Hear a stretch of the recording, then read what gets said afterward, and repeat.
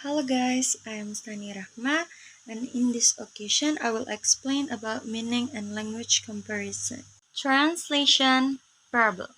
There are four problems in translation: vocabulary differences, polysemy, semantic gaps, and social meaning. The first one is vocabulary differences. Language often have different numbers of words for concept. For example, in English, mouse and raid are separate, but in Japanese, both are covered by the word nezumi. These differences can lead to translation challenge as the nuances may be lost. The second is polysemy. Polysemy refers to a single word having multiple meaning.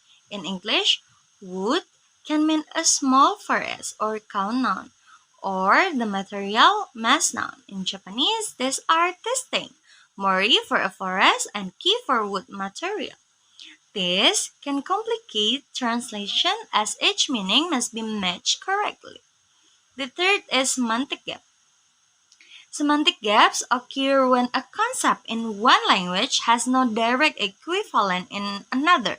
For example, English has the word work, which covers physical and intellectual labor. In Japanese, hataraku refers mostly to physical work, lacking the broader coverage of work in English. And the last is social meaning. Different language includes social relationship and vocabulary. In Japanese, pronouns like I and you can change based on social context.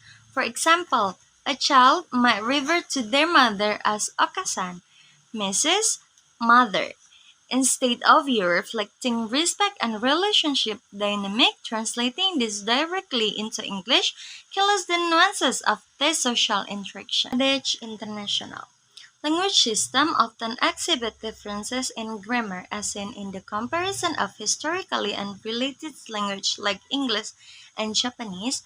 Although Japanese is not as exotic as other language, its grammatical significantly differs from English and another Western language in certain semantic phenomena.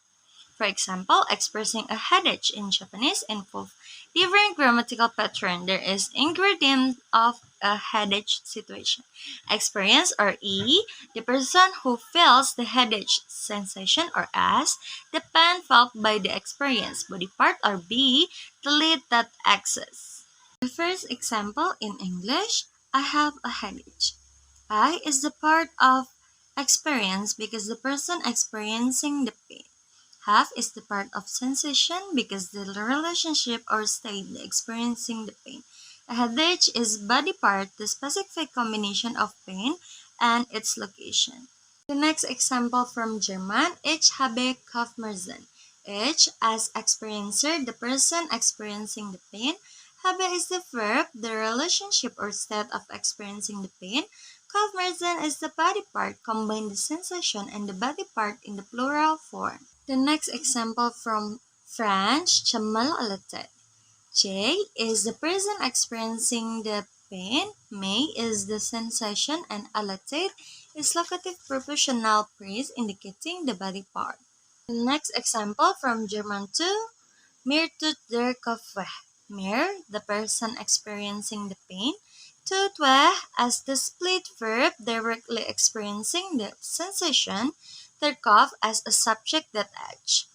The next from Russian, Yemenya bolit kolofah. Yemenya is the person experiencing the pain. The bolit is the relationship or state of experiencing the pain. Kolofah is the subject that combine the sensation and the body part in the plural form. The next is from Hungarian, Faya Fayam. Showing who is experiencing the pain.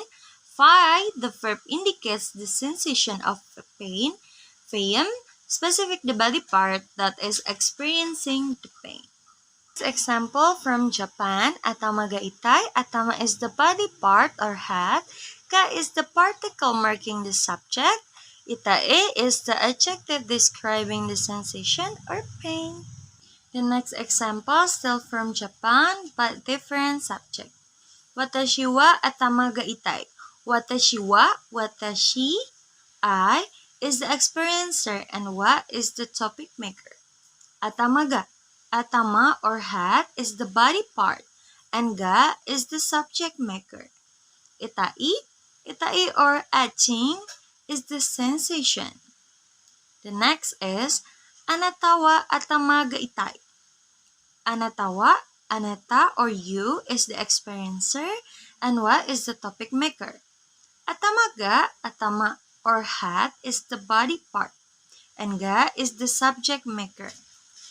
Itai, itai or etching is the sensation.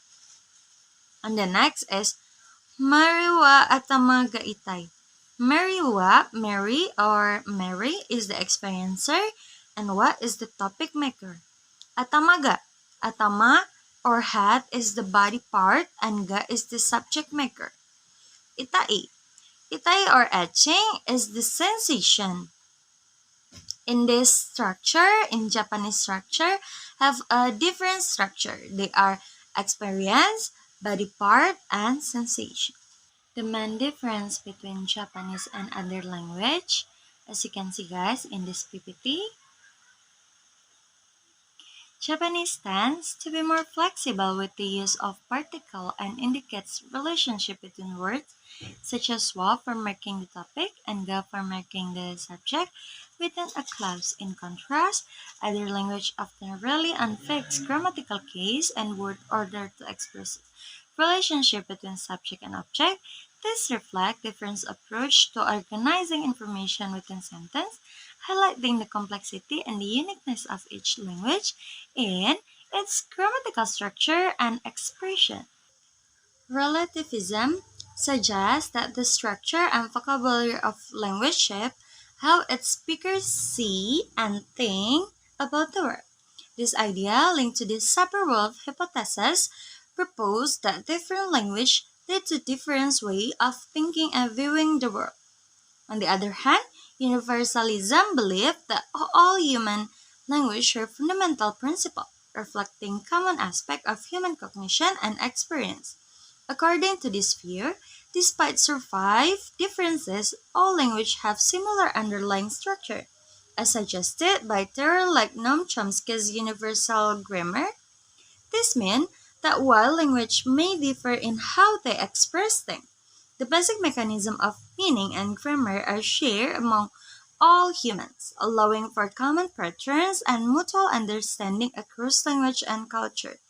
Relativism and universalism offer different perspectives on the relationship between language, thought, and meaning. In summary, relativism highlights the influence of language on perceptual and cultural perspective, while universalism emphasizes innate cognitive structure and similarities across language. And Kai investigation, the spectrum of colors has no natural boundaries and language name colors differently.